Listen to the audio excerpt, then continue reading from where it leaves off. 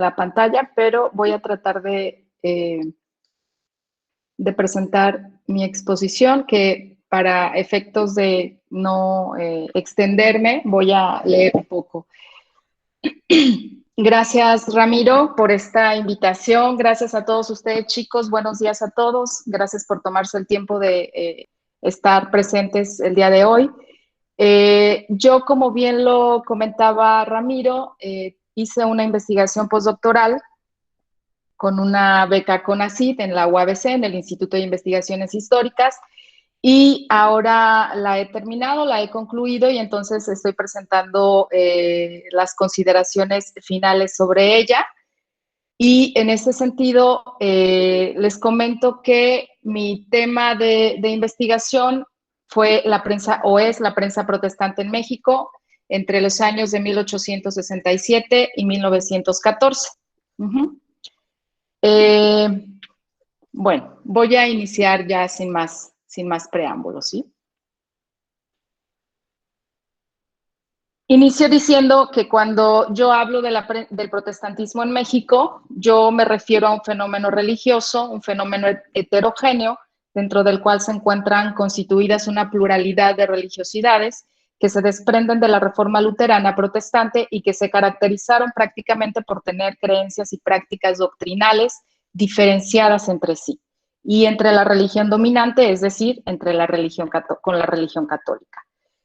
De manera más puntual, si lo consideramos ya de manera formal, entonces yo retomo la definición que ofrece Jan Bouverot, quien en su Historia del Protestantismo señala que en 1526 se dio el nombre peyorativo de protestante a los partidarios de la reforma religiosa de Martín Lutero, quienes se opusieron a la tradicional liturgia llevada a cabo dentro del seno de la Iglesia católico romana. En México, cada una de estas formas de religiosidad desarrolló una serie de estrategias para diseminar sus formas de creencia y cultura, siendo una de las más importantes, por supuesto, los periódicos, que se constituyeron en el espacio público por medio del cual se dieron a conocer una gran variedad de tópicos de carácter religioso, social, cultural, político, de salud, moral y científico. Al estudiar entonces la historia de la prensa, se deben de tener en cuenta una serie de consideraciones que hicieron posible su desarrollo y que, si bien entendemos que no son las únicas, sí considero que son parte de las más importantes. La primera de ellas es el contexto social en el que vio la luz. La segunda son las coyunturas políticas y religiosas que delinearon su proceder. Y la legislación, como en tercer lugar, es la legislación que permitió o prohibió sus contenidos y su circulación. Bien. De esta manera, durante el periodo que estoy proponiendo de estudio, tenemos por una parte a la llamada prensa independiente, o que ustedes perfectamente la conocen como la prensa de oposición, que fue una prensa heredera de las leyes de reforma, que, si bien no fue una prensa revolucionaria, sí desarrolló un contenido de combate, lo que la llevó a sufrir la represión por parte del Estado en algunas ocasiones, por atreverse a denunciar la violación de los postulados de Tuxtepec, las injusticias sociales y la política de conciliación entre Porfirio Díaz y la Iglesia Católica. Por otra parte, también se fortaleció la llamada prensa mercantilista, noticiosa, informativa, adicta al gobierno y subsidiada por este, que ganó terreno comprometiendo su pluma a cambio de prebendas económicas y materiales.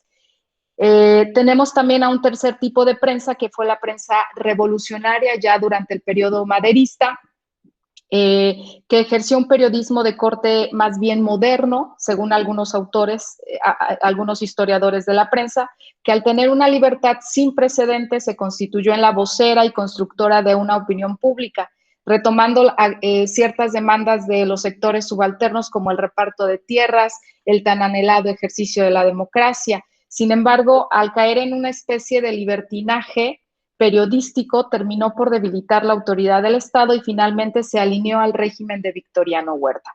En este contexto de claroscuros para el quehacer periodístico, coexistieron con la prensa nacional y secular varios tipos de periódicos con carácter religioso. Entre ellos, bueno, tenemos a una prensa espírita, tenemos, por supuesto, a la prensa católica y finalmente, que es el objeto de investigación en mi estudio, a una prensa de carácter protestante. Bien.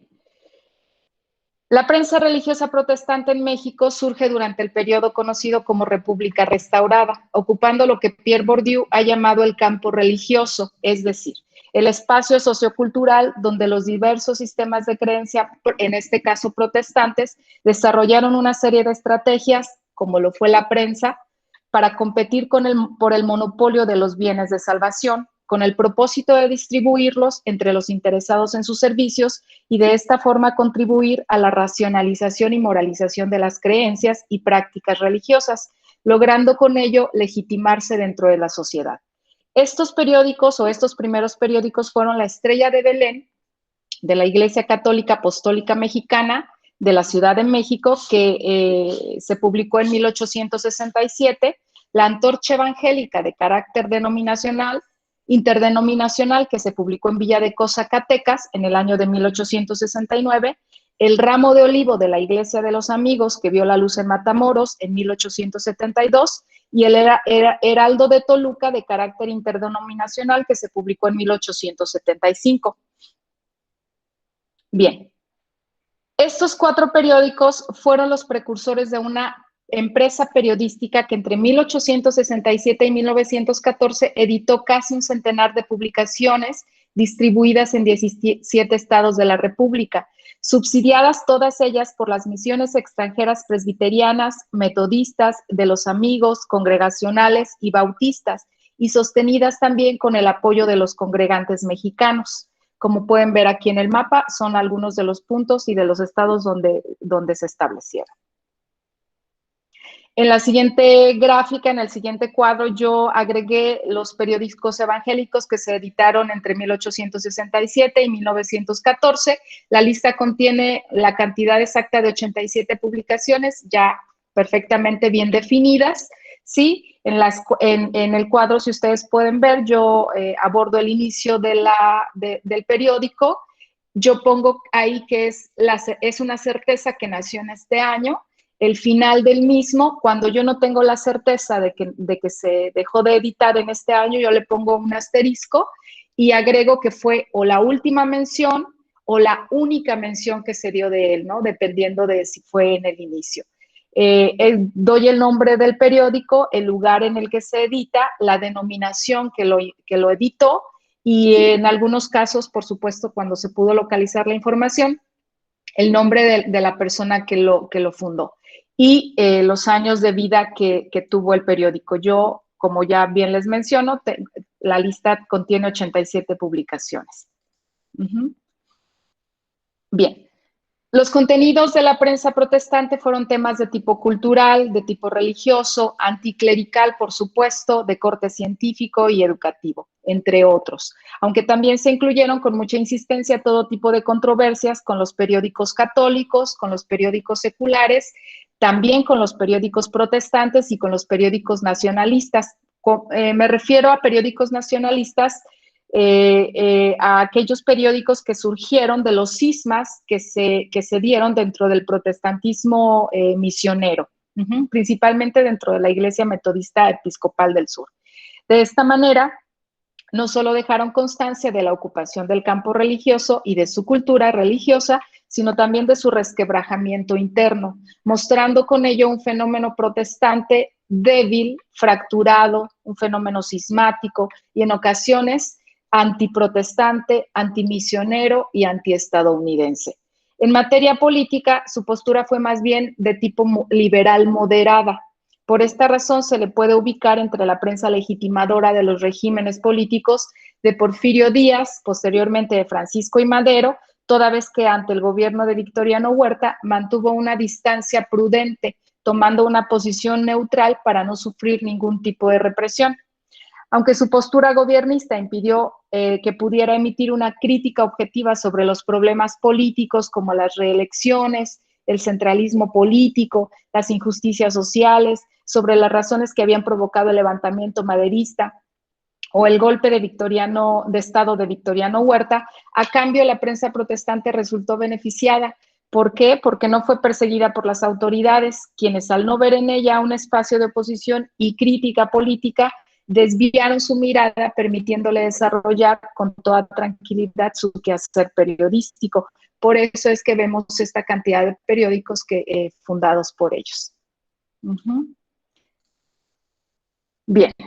Los objetivos que yo me propuse desarrollar en la investigación y que de hecho los llevé a cabo fueron realizar el análisis de los periódicos protestantes al indagar sobre su nacimiento, sobre el nacimiento de las empresas periodísticas y sus formas materiales de existencia, analizar el material humano y la labor de difusión, la importancia y los obstáculos del quehacer periodístico, y finalmente llevar a cabo el análisis de los contenidos de acuerdo a 2 temas particulares que posteriormente yo se los comentaré.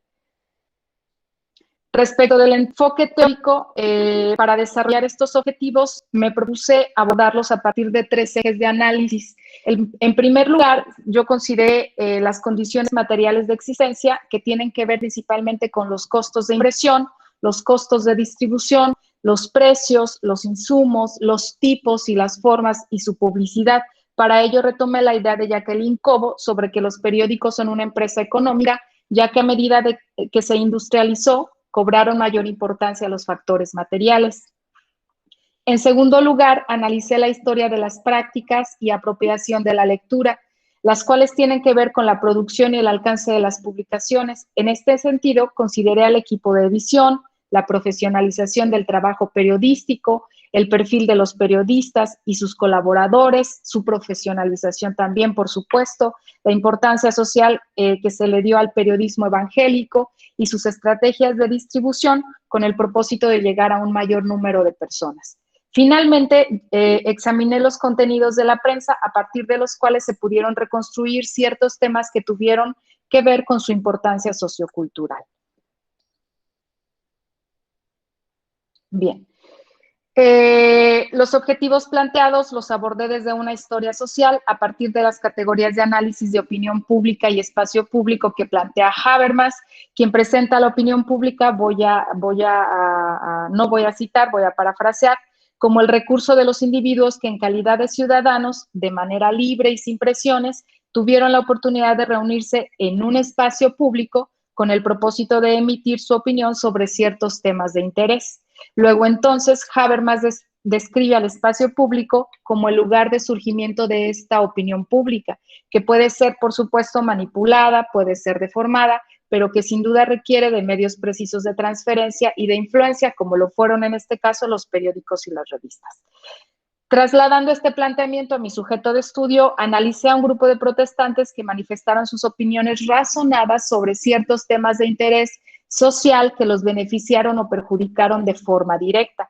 El espacio público donde se moldearon estas opiniones, además de los templos, las escuelas y las tribunas cívicas, fueron, por supuesto, los periódicos, que a decir de Pierre Bourdieu, son las instancias específicamente habilitadas para la producción, reproducción o la difusión de los bienes religiosos y de las opiniones particulares sobre diversos temas. De igual manera, hice un abordaje desde la historia cultural a la manera en la que sugiere Roger Chartier, es decir, yo estudié las representaciones colectivas de producción escrita, en este caso los periódicos evangélicos, analizando los textos a partir de la interpretación que le dan aquellos que escriben, visualizando su aportación a la sociedad mexicana, y para lograrlo decidí considerar a la prensa protestante tanto como mi objeto de estudio como mi fuente de estudio.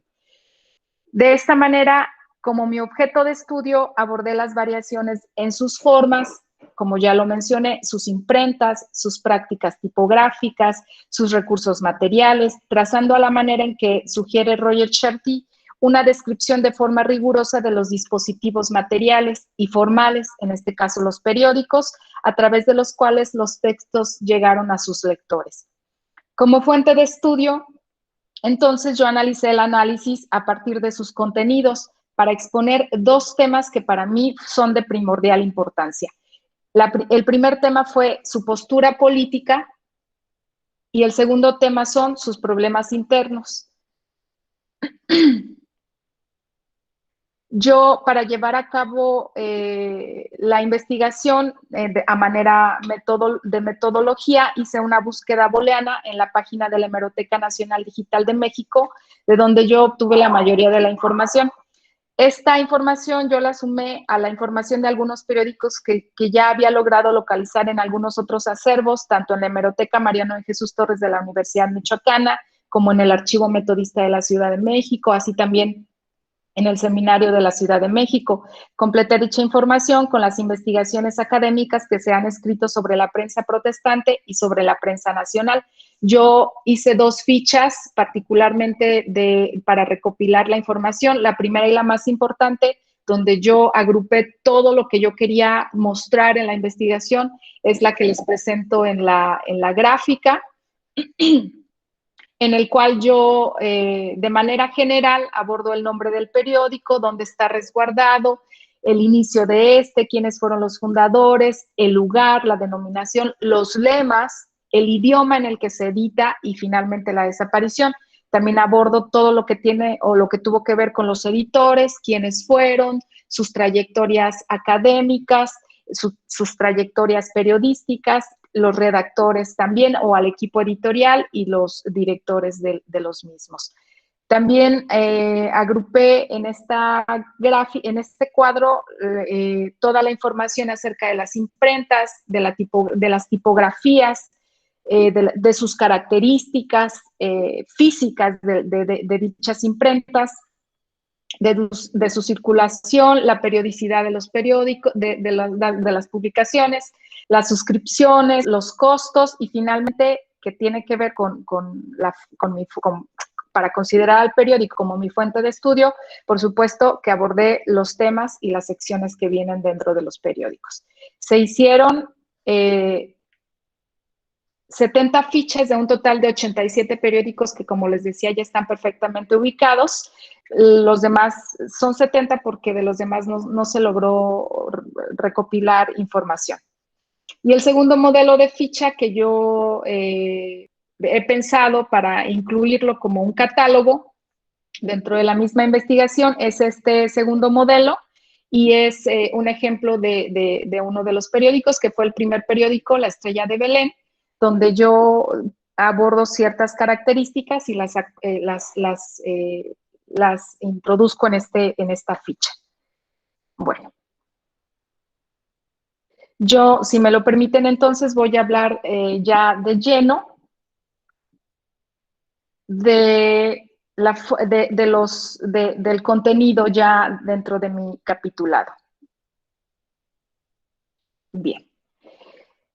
Yo hice un capitulado, hice 5 capítulos, distribuí la investigación en 5 capítulos. El primer capítulo lo llamé El nacimiento de las empresas periodísticas protestantes, y el cual dividí en 4 apartados, es decir, en el primer apartado hablo del nacimiento de los periódicos protestantes, y los cuales yo organicé en 3 grupos. El primer grupo, en el primer grupo yo abordé a aquellos periódicos que desde su nacimiento fueron editados y dirigidos por mexicanos, aunque apoyados, por supuesto, con recursos humanos, económicos y materiales de las misiones madre. En el segundo grupo abordé aquellos periódicos que fueron enteramente editados o dirigidos por los misioneros extranjeros, aunque todos ellos, por supuesto, también, no hay que olvidar, estuvieron apoyados tanto por mujeres como por hombres mexicanos que se convirtieron al protestantismo. Y en el tercer apartado abordé aquellas publicaciones que nacieron enteramente como parte de un proyecto de iglesias mexicanas que se desprenden, como ya lo mencioné, de las denominaciones misioneras, principalmente de la Iglesia Metodista del Sur, que son periódicos que fueron dirigidos enteramente por mexicanos, pero que también fueron apoyados por misioneros extranjeros pronacionalistas, ¿sí? Entonces, en el segundo apartado, me enfoco en la adquisición de las imprentas y en la adquisición de los insumos, como por ejemplo el papel, si tenía que ser fino, cuché, de color, satinado, etcétera, los tipos con los cuales realizaron el trabajo y los clichés respecto de donde se realizaron los dibujos. Y respecto de estas imprentas, yo las organicé en dos grupos particularmente.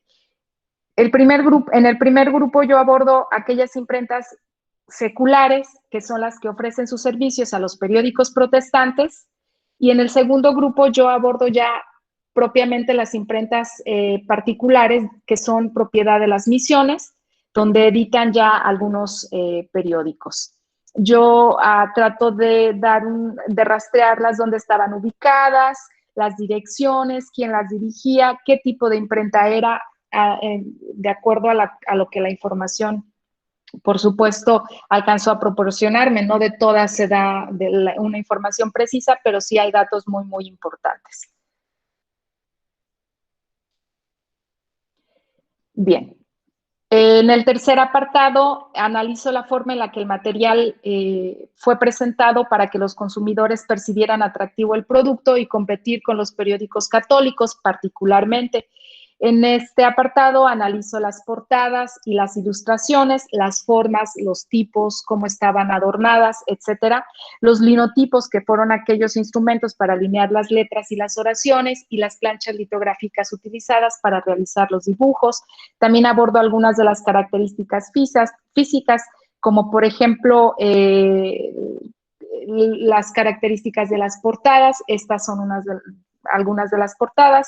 La publicidad que se introduce dentro de las publicaciones, el idioma en el que se edita la publicación, el por qué hay publicidad, el por qué se edita en determinados idiomas, y el carácter del periódico, por ejemplo, si era de combate, si era un periódico anticlerical, que prácticamente todos lo fueron, si eran periódicos nacionalistas, si son periódicos de difusión, escolares, o a qué fin servían, etcétera.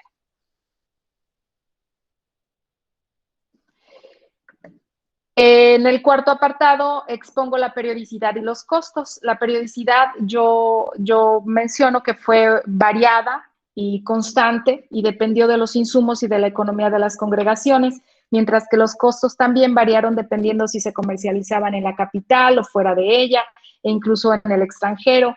Aunque la tendencia fue la de reducirlos, cuando hubo aumentos, estos fueron casi siempre imperceptibles en comparación, por ejemplo, con los periódicos seculares y católicos.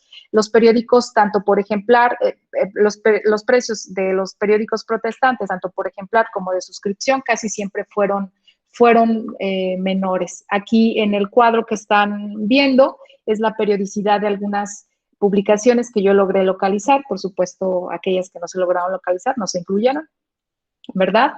En el siguiente cuadro, ustedes pueden ver los precios por cada ejemplar de los que se lograron localizar, y en la parte de abajo ustedes pueden comparar. Por supuesto, en la investigación está un poco más detallada la información. Sin embargo, es la comparación entre el precio de un periódico protestante y un periódico secular, o un periódico católico, como fue el caso de La Voz de México que ustedes ven aquí, ¿no? En términos generales, el precio fue menor que los periódicos que circulaban en la República. También abordo los precios de suscripción en la República, y es exactamente la misma condición. El precio fue menor que los seculares y los católicos. Bien. En el capítulo 2, que yo titulo el equipo editorial y la labor de difusión, en el primer apartado hablo del equipo editorial a partir de las figuras de los directores, quiénes eran, sus trayectorias, de los directores, de los editores, de los redactores, de los cajistas, del administrador, del traductor y del agente de publicaciones, cargos que fueron ocupados tanto por misioneros como por mexicanos en diferentes épocas.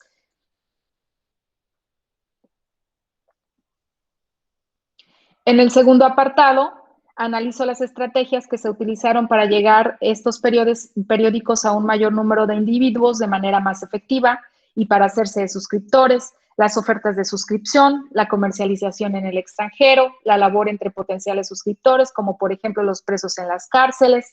Expongo que al no pasar, por ejemplo, de 2.500 ejemplares, solo hablando del tiraje, solo pudieron competir entre ellos mismos y no con los periódicos seculares, que entre 1905 y 1914, como si ustedes pueden apreciar, se alcanzan a leer por ahí, el Monitor Republicano durante el Porfiriato reportaba una edición de 7,000 ejemplares, que era el menos. El Imparcial en 1907 editaba 125,000 ejemplares, El País editaba en 1910 10,000 ejemplares, el Noticioso Mexicano, que fue el órgano del gobierno de Victoriano Huerta en 1913, acusaba un canje de 31,600 ejemplares solamente en la edición ordinaria, porque él tenía 2 ediciones, mientras que El Pueblo, que fue el órgano oficial del carrancismo en 1914, tiraba 10,000 ejemplares diarios. Como podemos ver, no había una competencia en el tiro, no, definitivamente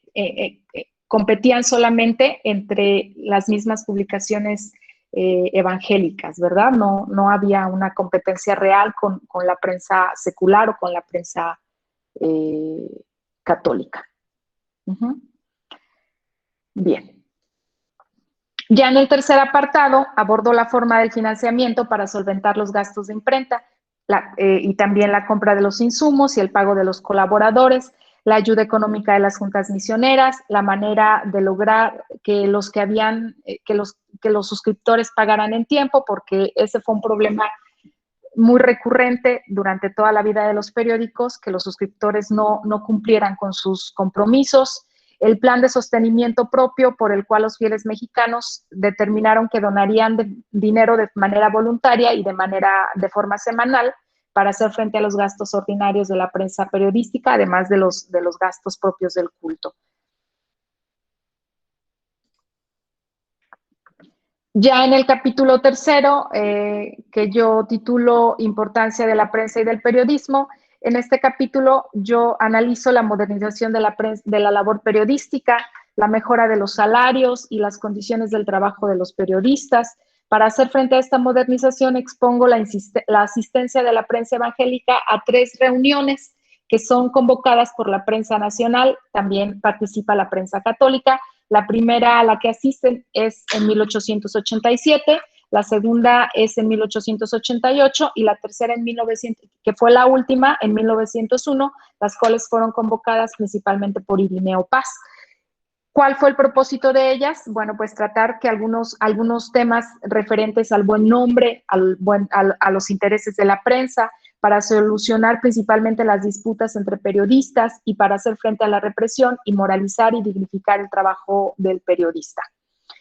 A partir de estas reuniones se percibe que la prensa protestante trata de organizarse, pero ya de manera particular, entre todos los periódicos evangélicos, y una de estas trata de organizarse en juntas de editores y directores, y una de ellas es la que se da en 1908, en la que se crea la Unión Nacional de Periodistas Evangélicos, cuyos propósitos, por ejemplo, fueron moralizar a la prensa, idear estrategias de difusión, acallar las voces que los acusaban de no saber unirse y de ser la vanguardia, por ejemplo, de una ocupación yanqui, fortalecer su postura a favor de las leyes de reforma, reforzar su anticlericalismo, frenar las disputas entre los periódicos evangélicos, que fueron una constante durante toda su vida, combatir el anonimato, que fue un problema latente dentro de la prensa nacional en general, y combatir la apatía de las mismas congregaciones por el quehacer periodístico dentro de los periódicos protestantes.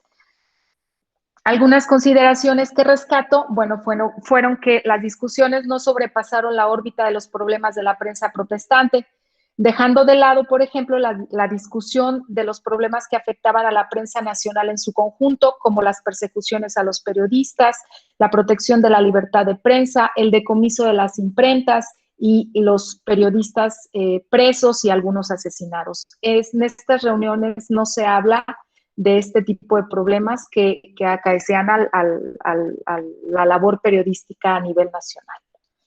En el segundo apartado hablo de la importancia sociocultural de la prensa evangélica, de su labor para inculcar en los individuos el civismo, la moralidad, el trabajo, el amor por el trabajo, enseñarles, por ejemplo, lo nocivo de los vicios como el tabaco y el alcoholismo y difundir entre la población el hábito por la lectura. en una sociedad que, a decir de Milada Bazán, era 80% analfabeta, contribuyendo de esta manera a la civilización de la sociedad mexicana. Ya en el tercer apartado, expongo entonces los intentos de unión que se dan entre los diversos periódicos protestantes, uno de los cuales, y que a mi parecer es el más importante, si bien desde 1881 se habla de formar un solo periódico, se da en 1896, cuando las dos denominaciones metodistas, la metodista episcopal del norte y la metodista sureña, se unen o se tratan de unir para formar un solo periódico, ¿sí? Este periódico recibiría el nombre de Apologista Cristiano y se decidió que se publicaría en el año de 1902. Al final no se logra concretar, sin embargo, las discusiones en torno al asunto prosiguen en 1902, en 1905, en 1908, y principalmente se dan con varios propósitos.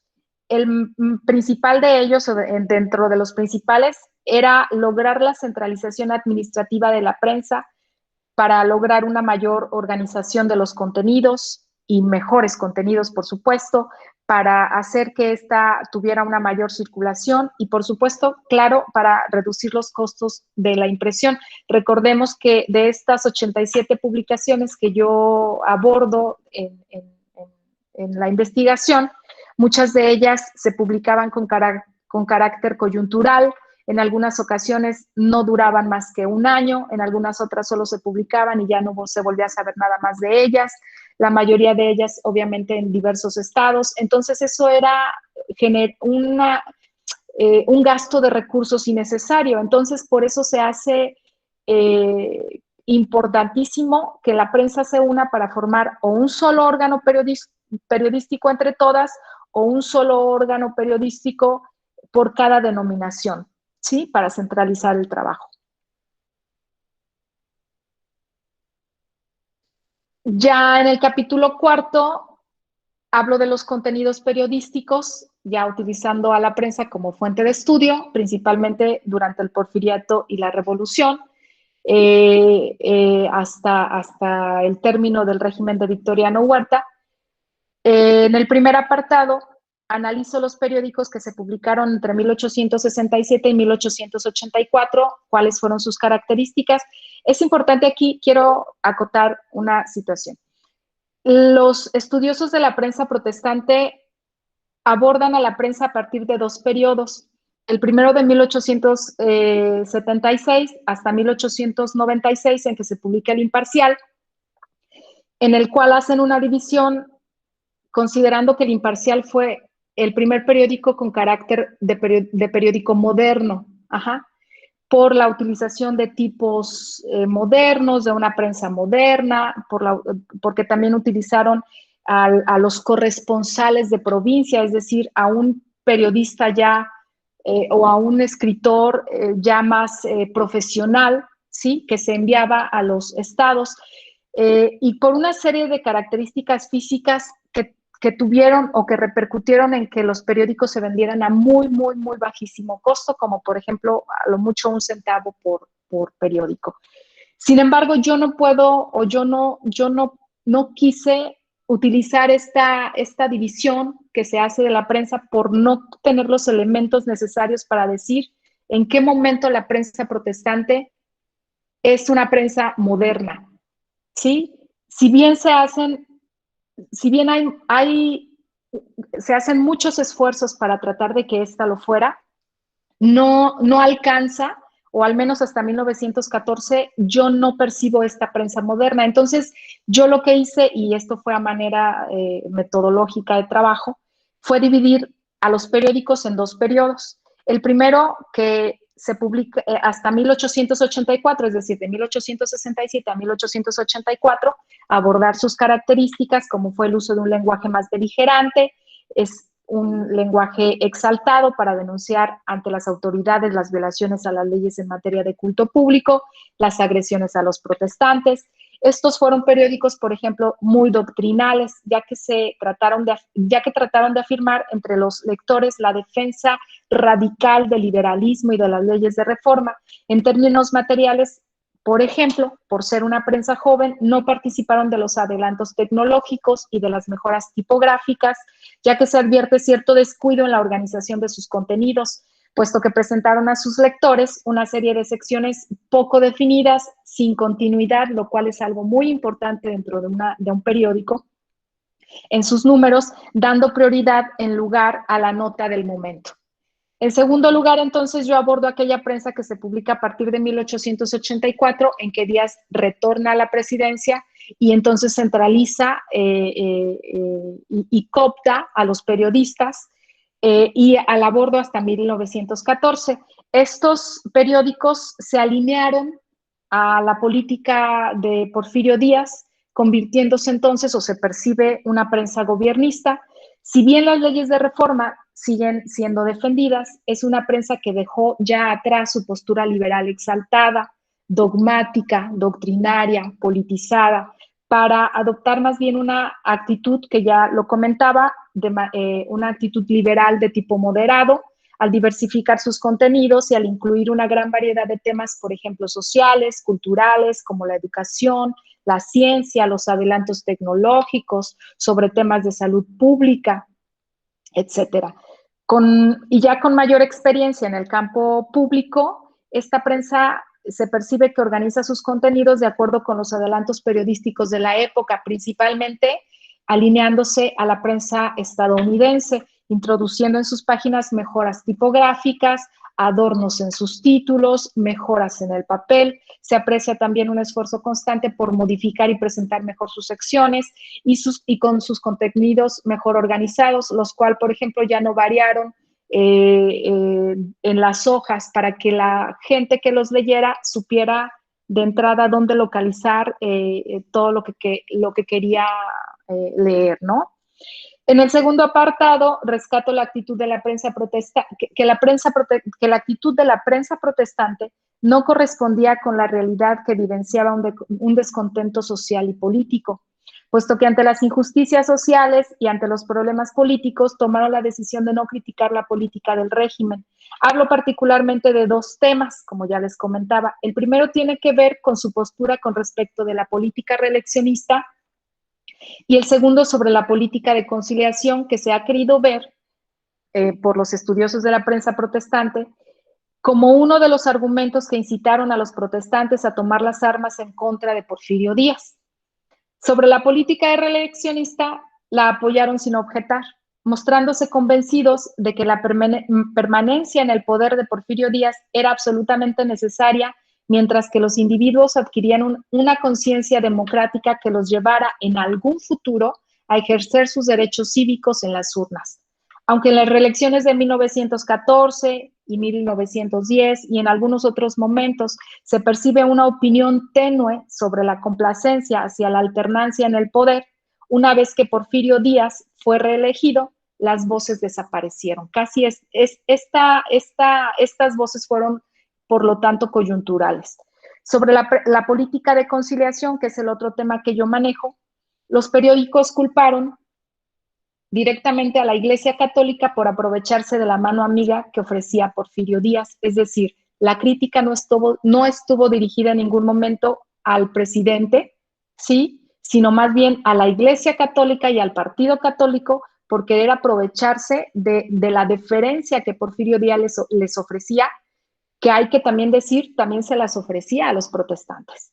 La diferencia es que los protestantes utilizaban esta política de conciliación para formar ciudadanos obedientes a las leyes, mientras que la Iglesia Católica formaba personas para que desobedecieran las leyes de reforma, ¿sí? Sin embargo, en ninguna de estas críticas, reitero, estuvo dirigida a Porfirio Díaz, a quien se alinearon hasta que dejó la presidencia. En el tercer apartado, abordo la postura de la prensa protestante sobre el movimiento revolucionario y hasta la culminación del gobierno de Victoriano Huerta. Rescato el rechazo y la poca importancia que dieron al movimiento armado, que en general esta actitud la conservó la prensa nacional en general. El giro de su discurso en favor del triunfo maderista y su postura gobiernista durante la presidencia de Francisco I. Madero. Sobre el gobierno golpista de Victoriano Huerta, los periódicos guardaron distancia sin opinar sobre su política, tampoco opinaron sobre los asesinatos de los periodistas. Algo muy curioso es que no opinaron o emitieron pocos, no opinaron mucho, o la opinión que dieron fue muy escueta sobre el asesinato de Francisco I. Madero. Tampoco opinaron sobre la represión ejercida en contra de sus opositores políticos, reproduciendo las noticias sobre las promesas de Victoriano Huerta para pacificar al país. En este punto, si bien se percibe a una prensa protestante que dejó de ser una prensa gobiernista, su postura no alcanza para que fueran considerados periódicos de oposición o revolucionarios, como sí lo fue, por ejemplo, el periódico Regeneración, sobre todo porque no emitieron comentarios contrarios a la política de Victoriano Huerta, ante el verdadero temor de ser acallados. Porque recordemos que Victoriano Huerta persiguió al quehacer periodístico, ¿verdad? Entonces,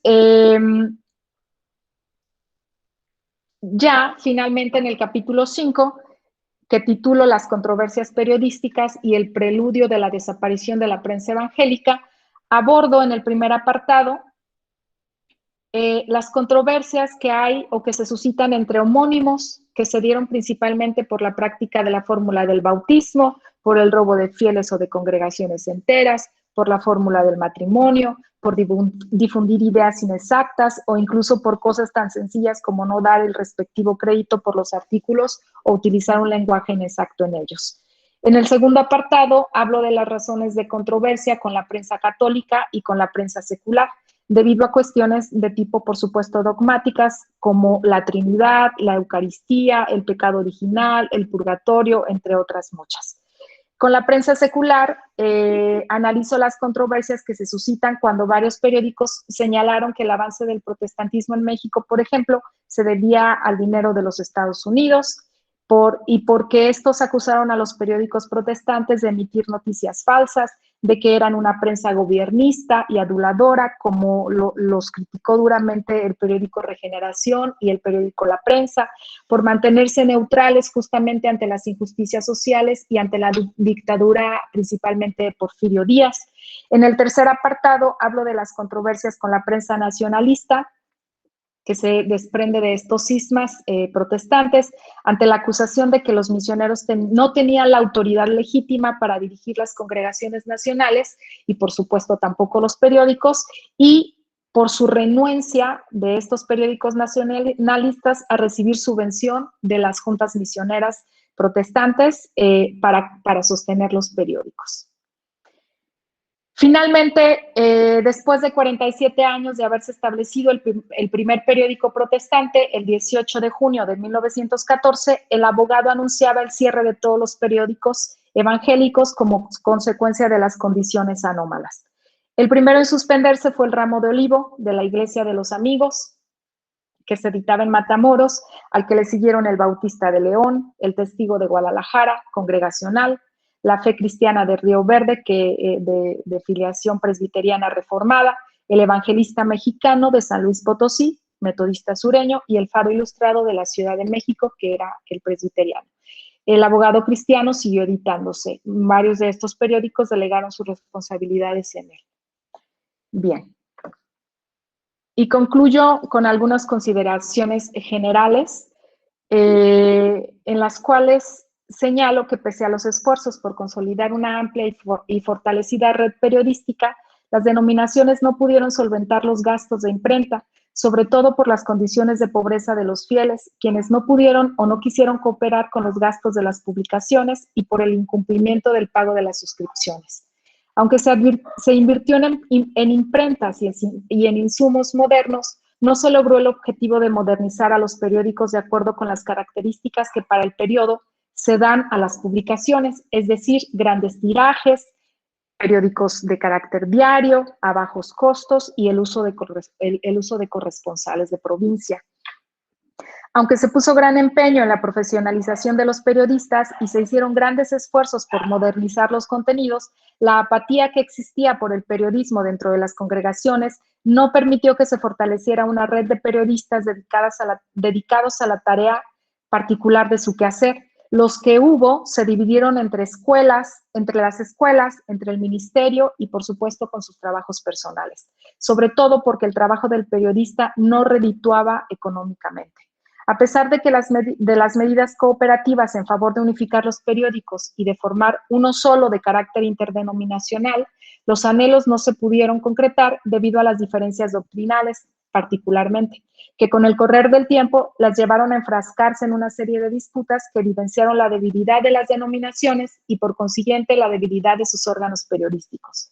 Debido a que fue una prensa gobiernista, no logró tampoco ser una prensa objetiva y crítica del contexto político y de las injusticias sociales. Por lo anterior, fue hasta cierto punto relegada del gremio periodístico nacional, tanto católico como secular, quienes la calificaron de aduladora e imparcial por haberse mantenido callada, sobre todo ante las injusticias sociales que se cometían contra las clases subalternas, como por ejemplo los trabajadores de las fábricas y de las haciendas. Quizá por ello no traspasaron el círculo de sus congregaciones, enfocándose en ser un vehículo de cambio cultural para aquellos que se interesaron en sus contenidos. Finalmente, si bien hacia 1915, durante el gobierno de Carranza, se dieron las condiciones para que los presbiterianos de Yucatán, por ejemplo, publicaran de nueva cuenta su periódico La Luz, presbiteriano, por supuesto, las señales de los tiempos adventista, el sembrador de Orizaba, la paloma correo metodista de Puebla y de Morelia, el católico convertido también de Orizaba y el abogado cristiano metodista episcopal de la Ciudad de México, los intentos de volver a favorecerse, de volver, perdón, a fortalecerse desaparecieron cuando en 1919 se puso en práctica la decisión misionera que se había tomado en 1914 con el Plan de Cincinnati, en el sentido de erigir un periódico interdenominacional que llevó por título El Mundo Cristiano, el cual fue editado por una Casa Unida de Publicaciones. Con eso yo termino mi exposición.